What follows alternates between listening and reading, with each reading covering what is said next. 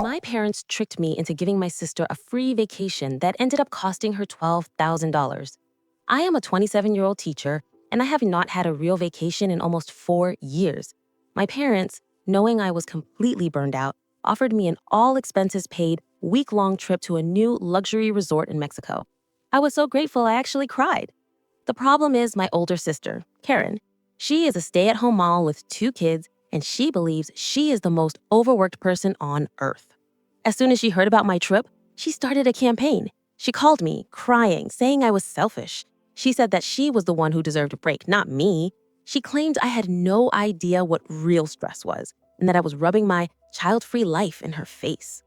I held firm. This was my trip. So she went to our parents. She told them that her kids needed this and that it was unfair for me, a single person, to get such a lavish gift.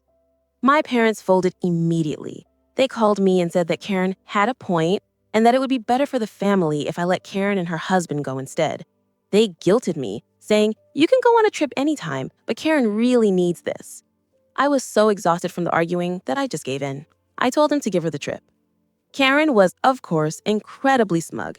She sent me pictures of her passport and a text that said, "Thanks for doing the right thing for once." She left 2 days ago. Here's the part that just blew up in her face.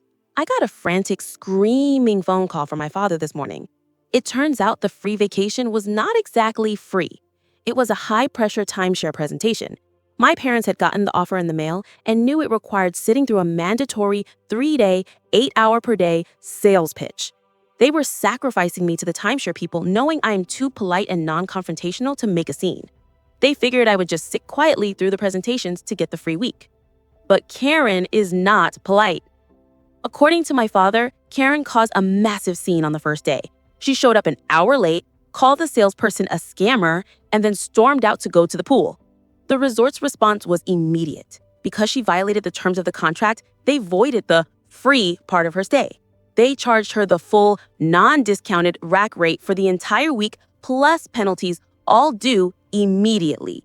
She is now trapped at the resort in Mexico with her husband, owing them $12,000. They cannot check out until they pay. My parents are furious, and Karen has been calling me nonstop, demanding I fix this and pay the bill, since it was my trip to begin with. I just blocked her number. I think I will use my saved-up vacation days to go to a quiet cabin instead.